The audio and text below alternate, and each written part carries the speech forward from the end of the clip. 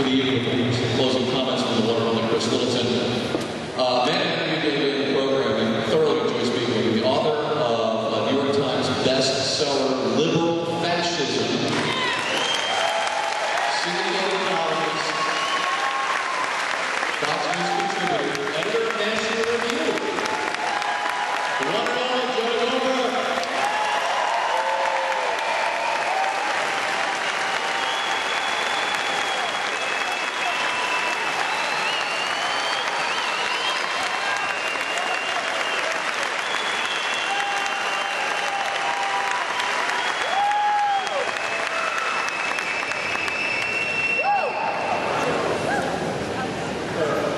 First time I've gotten a standing ovation at the beginning, only like the second standing ovation I've ever got. It's pretty cool.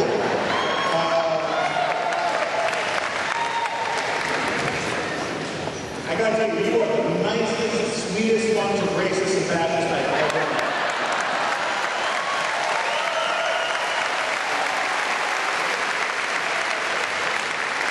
I gotta tell you, that was a very generous introduction, but it left off something that I think,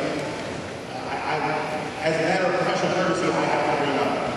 When the Los Angeles Times picked me up as a columnist, Barbara Streisand publicly canceled her subscription to the newspaper.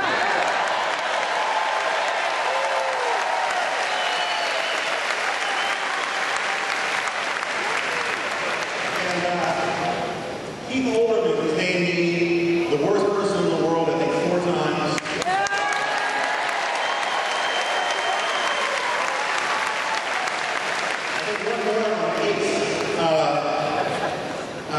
I think the main thing that Keith doesn't really understand is he's such a pain in his butt that just happens to be the fastest route to his brain.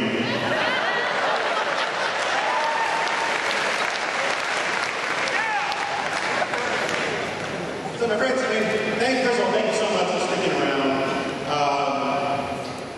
This is an amazing political moment. This is an amazing moment in political history.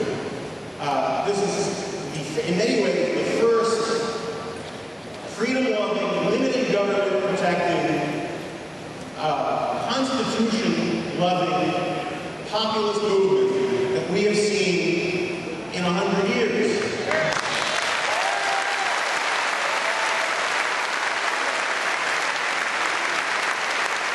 And what is particularly amazing is that it is growing so much, despite the fact that every single bastion controlling the commanding heights of the culture has been calling you guys bigots, and morons, and dupes, and racists, and fascists, and all the rest.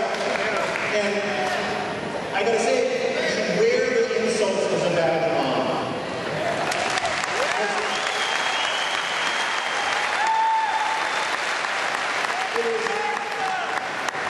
It is a sign of their weakness that when you come at them with facts and logic and that terrible Constitution, all they can come back to you with is insults and lies.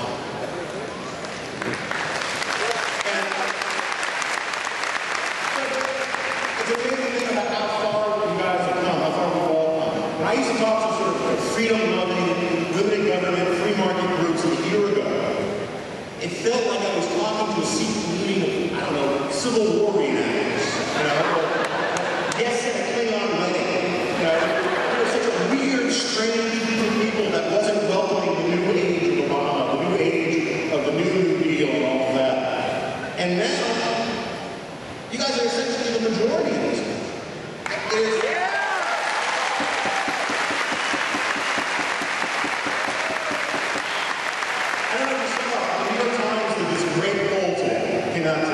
The New York Times polled Tea Party supporters, or Tea Party members, that were really phrased it, and they compared what Tea Partiers believe to what the general population believes, right? And the first thing that surprised them was it turns out that Tea Party members are significantly more educated than the average man.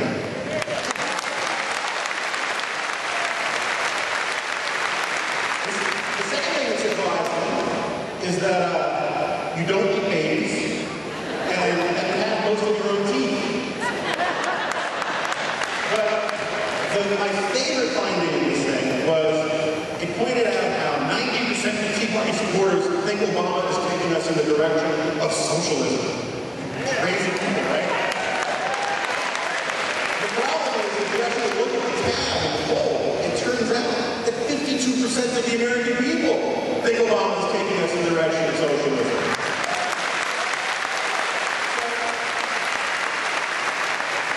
Now, the majority of the American people think Obama is taking us that way. It doesn't seem to me that Joe the plumber is all that fringing. So,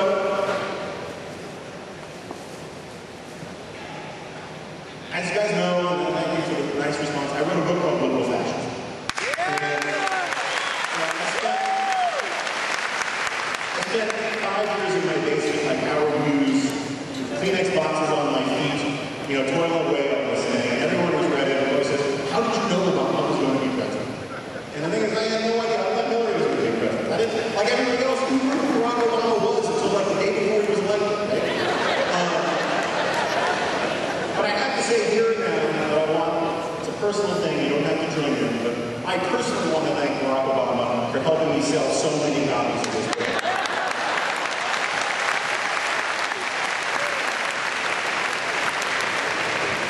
So, I've argued for years that the best working definition of a fascist in America is simply a conservative winning an argument. Right? Because whenever progressives don't get their way, whenever somebody stands in front of the progressive agenda, they immediately assume that whoever's in the way must be evil, must be terrible. That is essentially what fascist means, right? As far as liberals are concerned, just evil, terrible person. And so anybody who gets in the way of the progressive agenda is a fascist. And this is a very old story. You guys should realize we were part of a long story. In 1944, it was 11th inaugural address. It was the 11th State of the Union address. FDR proposed his second Bill of Rights, in which FDR said that we need to replace this old, outdated Bill of Rights, the one that we have now, the one that enshrines our freedom of speech, freedom of assembly, freedom of worship. That was horse and buggy stuff. And we need to get rid of it and replace it with a new, modern Bill of Rights. And the modern Bill of Rights, his second Bill of Rights, was going to give guaranteed health care to everybody. A guaranteed home to everybody. A guaranteed job to everybody. Hey, if you want to pay for it, that's great. The problem with socialism is eventually you run out of other people's money.